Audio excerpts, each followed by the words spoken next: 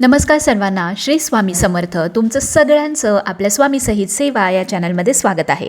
एक विनंती आहे की आमचे जर व्हिडिओज तुम्हाला आवडत असतील तर प्लीज लाईक, शेअर आणि सबस्क्राईब करायला विसरू नका. तर बघा, आता पौष महिन्याला सुरुवात झालेली आहे. पौष महिन्यात सुद्धा सण साजरे केले जातात. म्हणजेच कोणते तर बघा, भोगी, संक्रांत आणि अजून एक असं व्रत केलं जातं ज्याला खूप महत्त्व प्राप्त आहे आणि ते म्हणजे पौष महिन्यातलं रविवारी होणारं सूर्यनारायणाचं व्रत किंवा पूजा. तर ही पूजा कोणी करावी, कशी करावी, का करावी, पूजा मांडणी काय आहे त्याची माहिती आज आपण बघणार आहोत. तर बघा, खास करून पौष महिन्यामध्ये हे रविवारचे सूर्यनारायणाचे व्रत किंवा पूजा किंवा उपवास हे केले जाते. म्हणजेच सूर्यदेवतांची पूजा अर्चा ही केली जाते. हे व्रत सूर्यदेवतांना समर्पित आहे. हे व्रत चांगलं आरोग्यासाठी, आपले आरोग्य निरोगी राहावे, प्लस ज्यांच्या कुंडलीत सूर्य खराब आहे किंवा जे लोक सतत आजारी पडत असतात, कायम त्यांच्या तब्येतीची किरकिर असते किंवा प्रॉब्लेम्स असतात, किंवा ज्यांची तब्येत कधीच सुधारत नाही किंवा कायम प्रॉब्लेम्स असतात, त्यांनी हे व्रत नक्की करावे. आता बघा, पूजा खूप मोठी नाही आहे, अगदी साधी सोपी पूजा आहे. पहिली म्हणजे सूर्य उगवण्याच्या अगोदर आपल्याला ही पूजा करायची असते.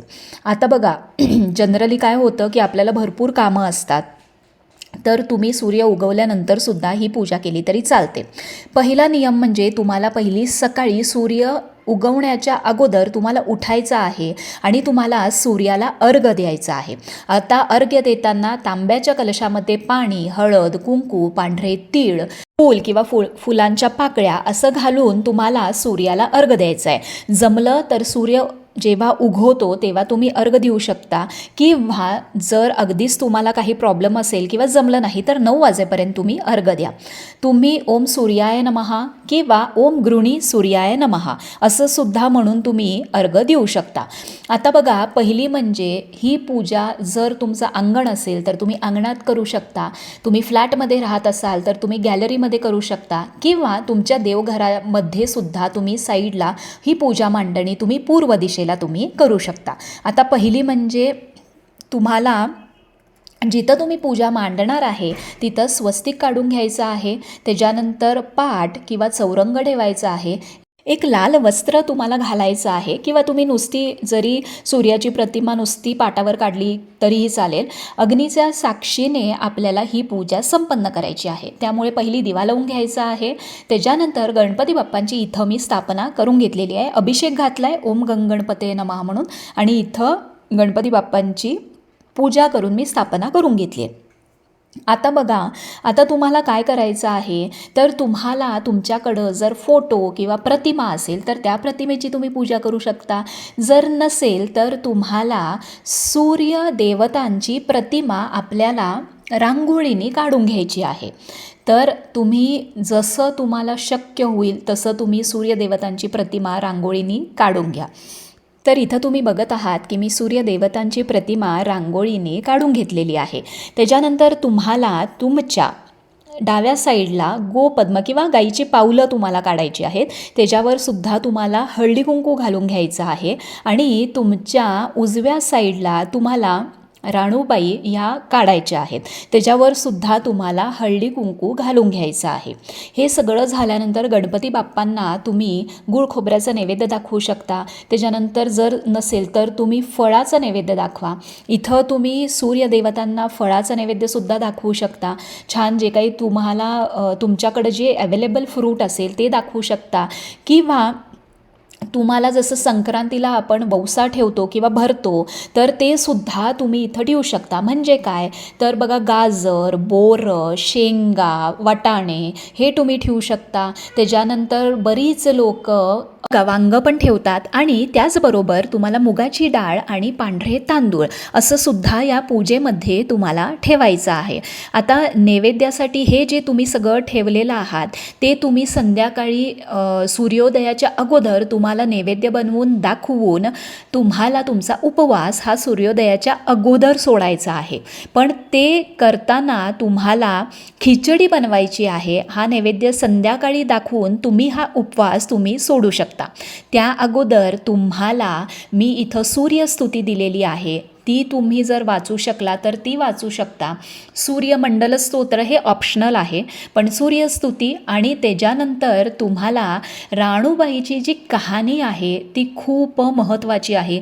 ती तुम्हाला इवन यूट्यूबवरती सुद्धा मिळून जाईल. माझ्याकडं हे आता मासाचं जे पुस्तक आहे त्याच्यामध्ये आदित्य राणूबाई ह्याची कहाणी आहे. तर ती कहाणी थोडी मोठी आहे, 3 पेजेस आहेत त्याचे, पण ती वाचल्याशिवाय तुम्ही उपवास सोडायचा नाही. त्यामुळे ती वाचून घ्या. गायत्री मंत्र तुम्ही म्हणा 11 खेपा. 12 सूर्यांची जी नावं आहेत ती तुम्ही घ्या आणि त्याच्यानंतर तुम्ही खिचडीचा नैवेद्य दाखवून तुम्ही हा उपवास सोडू शकता.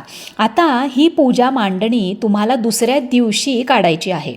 फळं तुम्ही घरात वापरू शकता, तुम्ही स्वतः खाऊ शकता, तांदूळ तुम्ही पक्ष्यांना घालू शकता. आणि एक प्रश्न येतो, तो उपवास सोडल्यानंतर तुम्ही बाकीचं जेवण जेवायचं नाही आहे, तुम्ही फलाहार घेऊ शकता. पण तुम्ही एकदा खिचडी खाल्ली किंवा दुपारी जर उपवास सोडला लवकर सूर्योदयाच्या अगोदर, तर नंतर परत तुम्ही फक्त जे काय फराळाचे पदार्थ आहेत ते तुम्ही खाऊ शकता. ह्या दिवशी बरीच लोक मिठाचं सुद्धा सेवन करत नाहीत, ते तुमच्यावरती अवलंबून आहे.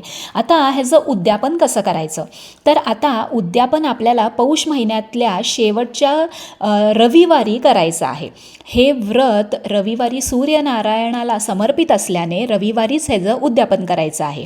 तुम्ही काही नाही तर एखादी सवाष्ण तुम्ही बोलवू शकता आणि तिची ओटी भरून या व्रताचं उद्यापन करू शकता. असं नाही की त्यांना जेवायलाच बोलवायला पाहिजे. तुम्ही संध्याकाळी त्यांना बोलून दूध साखर जरी दिलं किंवा नुसतं दूध जरी दिलं केशर घालून आणि साखर घालून आणि त्यांची ओटी जरी भरली तरी ह्याचं उद्यापन मानलं जातं असं केल्याने सुद्धा.